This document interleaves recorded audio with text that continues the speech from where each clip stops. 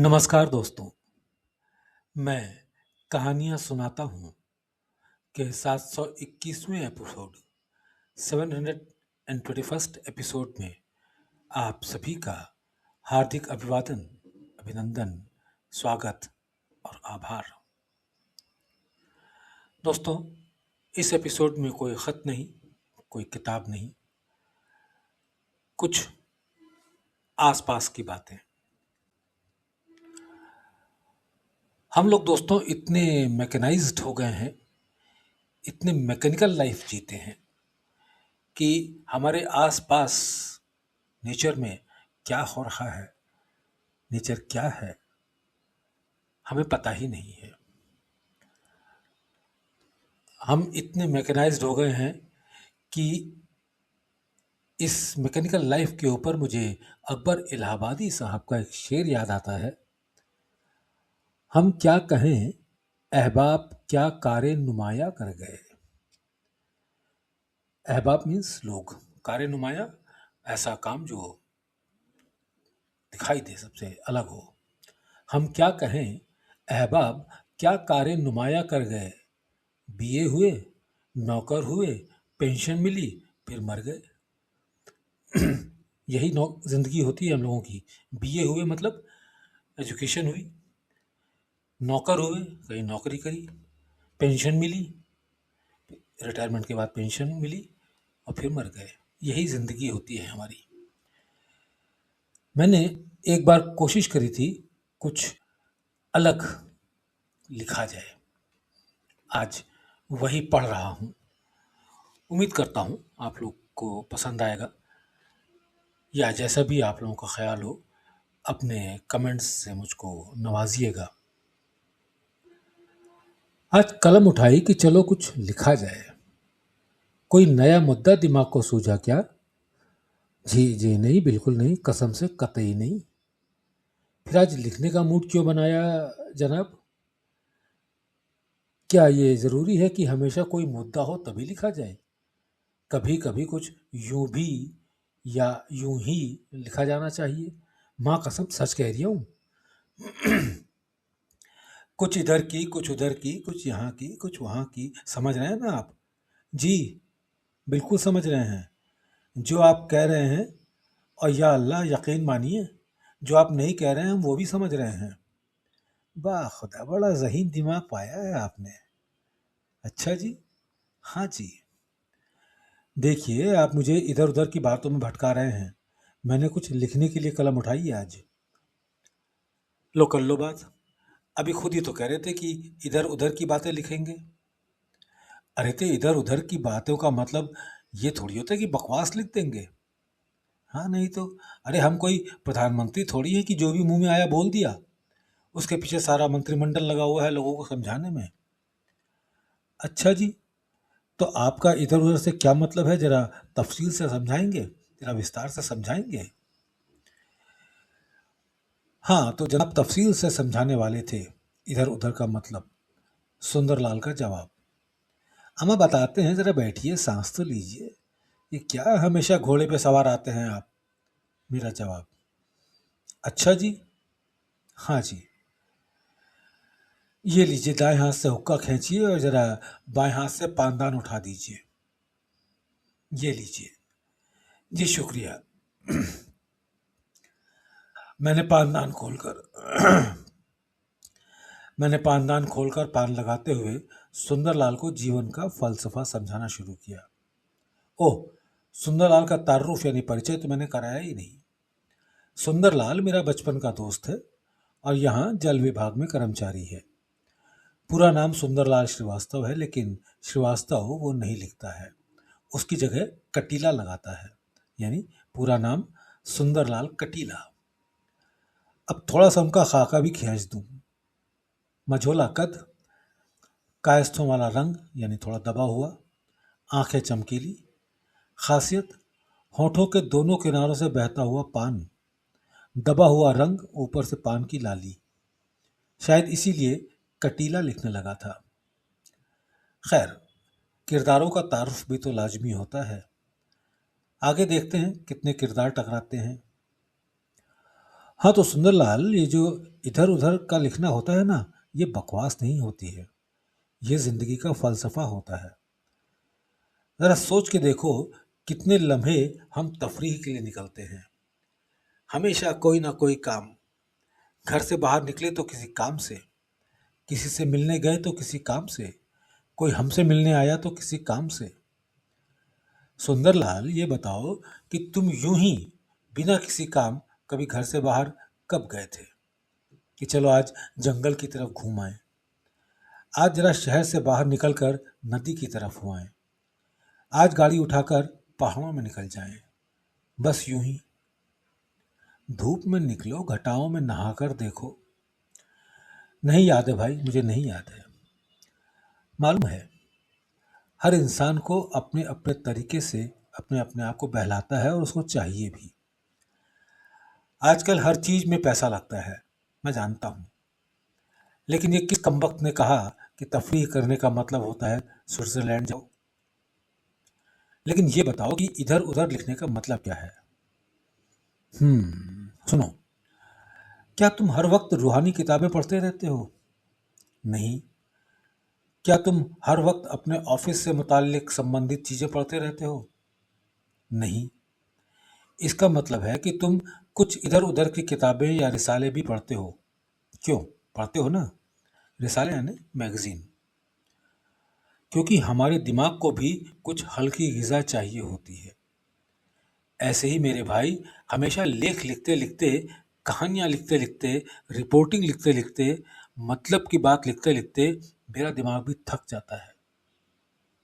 लेकिन लिखना मेरा पेशा नहीं, शौक है। और जब मैं कुछ ऐसा लिखता हूँ जिसका मतलब शायद कुछ ना हो, लेकिन मेरा शौक तो पूरा होता है। लेकिन इस बेमतलब की बात में कहीं ना कहीं कोई मतलब की बात निकल आती है। इधर उधर से मतलब कुछ हल्का जो अच्छा लगे। अरे मियाँ उठिए, थोड़ी सी स्ट्रेचिंग करके जरा अपने चारों तरफ बिखरी खूबसूरती का लुत्फ उठाइए। अच्छा ये बताइए, आपने आखिरी समय में गौरैया कब देखी थी? फाख्ता देखी है आपने?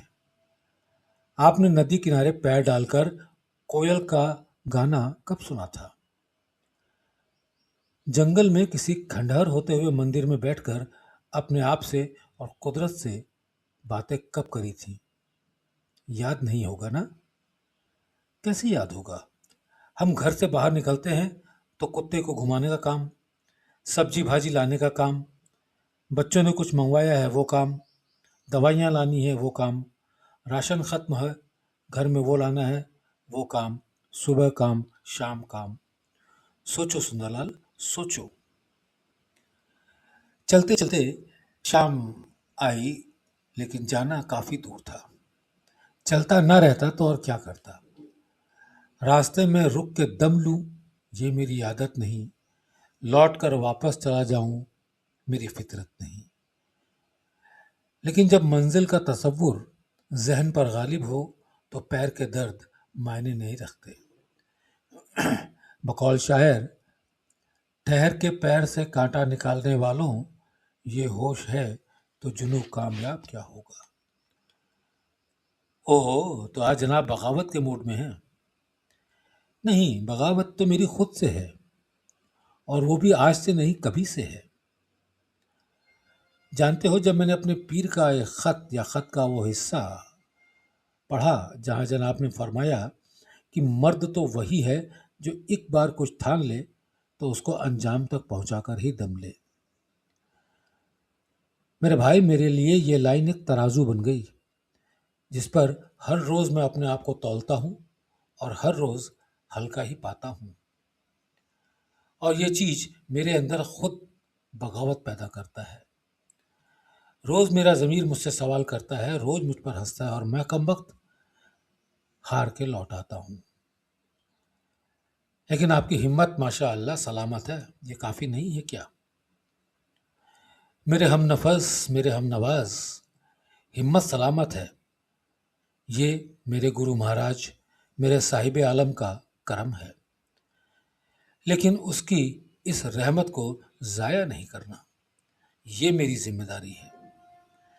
जिंदगी का कौन सा लम्हा आखिरी है ये पता नहीं। इसीलिए शायद साहब ने फरमाया, जिंदगी ऐसे जियो जैसे अगले ही लम्हे कज़ा खड़ी है। कज़ा यानी मौत। तेरे कदमों पे सर होगा, कज़ा सर पे खड़ी होगी।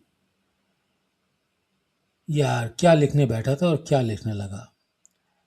चलिए, अच्छा सुनिए, आपने कभी पहाड़ी नदी देखी है? ज़रूर देखी होगी, लेकिन कभी किसी टूरिस्ट रिजॉर्ट से हटकर जंगल में बहती हुई नदी सुनी है? एक्सक्यूज मी, बहती हुई सुनी है मतलब? जी हाँ, पानी के बहने की आवाज़, चट्टानों के ऊपर से नीचे गिरते हुए पानी की आवाज़, जिसको तमाम लेखक और कवि कल कल छल छल कह के संबोधित करते आए हैं। ऑफिस का काम, शाक भाजी लेने का दबाव, ऑफिस से लौटते हुए शाम की चाय के साथ गरम गरम समोसे खाने की फिक्र, वगैरह वगैरह। अरे इन सब को छोड़कर कुछ दिन प्रकृति के साथ बिताने आओ, अपने आप से मिलने आओ, अपने आप से बात करने के लिए आओ। शांति और ठहराव क्या होता है, आओ उसे अनुभव करने के लिए आओ। पुराने जमाने में ऋषि मुनि यूं ही हिमालय में नहीं बसा बसा करते थे, कुछ ना कुछ कारण होता था।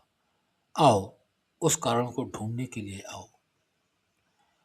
ऊपर जो कुछ भी मैंने लिखा है उसकी सत्यता जांचने के लिए आओ। चीड़ के जंगल में चीड़ के पेड़ों से बहते हुए तेल की सुगंध जब हवा में घुलकर बहती है तो वो अद्भुत होता है। जब बुरांस के पेड़ नहीं, बुरांस के जंगलों में बुरांस के लाल लाल फूल खिलते हैं, वे किसी शराब से कम नहीं होते। खैर, बात शुरू हुई थी कि अभी कितना चलना बाकी है, और मैं ये कभी तय नहीं कर पाया। जहां चलने के लिए निकलता हूं वहां पहुंचकर सोचता हूं कि अब सितारों से आगे जहां और भी है। यात्रा चाहे अंदर की हो या बाहर की, होती अनंत की ओर ही है। हमने जाकर देख लिया है राह गुजर के आगे भी। राह गुजर कहते हैं सड़क को, रास्ते को। हमने जाकर देख लिया है राह गुजर के आगे भी। राह गुजर ही राह गुजर है, राह गुजर के आगे भी। होता क्या है ना कि हम अपनी बनाई दुनिया में इतने डूब जाते हैं कि हमें कहीं जाना भी है ये तक भूल जाते हैं। आए कहाँ से इसका तो इल्म ही नहीं, बाखुदा घर की तो याद भी नहीं आती। अपनी बनाई दुनिया, जी चौंकिए मत, अपनी बनाई दुनिया ने ही हमें मार डाला। मुआफ कीजिए, बात समझ में नहीं आई। देखिए, खुदा ने एक दुनिया बनाई, ठीक है जी, हमको इस दुनिया में भेजा और तमाम लोगों को भेजा।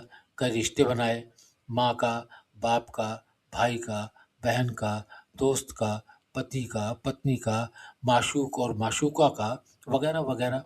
ठीक है जी हाँ, हमने इस सामाजिक रिश्तों के इर्द गिर्द अपनी दुनिया बना ली और इसी में डूब गए। फिर तमाम ज़रूरियात को पूरा करने के लिए पैसा कमाया, शादी, बच्चे, बच्चों की लिखाई पढ़ाई, बच्चों की शादी, वगैरह वगैरह। ठीक जी, ये हमारी अपनी बनाई हुई दुनिया है। लेकिन ये भी तो ज़रूरी है। जी नहीं, मतलब ये ज़रूरी नहीं है, बल्कि निहायत ज़रूरी है। फिर जी, अब आते हैं मसले की बात पर। अपनी और घर वालों, समाज की तमाम ज़रूरियात को पूरा करते करते हम ये समझ बैठे कि हम सबके करता धरता है। तो गलत क्या है? यही तो गलती है कि हम समझ बैठे कि हम करता धरता हैं। हम भूल गए उसको जिसने हमें इस दुनिया में भेजा। ये दुनिया, वो दुनिया, मेरे बाबुल का घर, ये दुनिया ससुराल, मुझे मायके जाना है।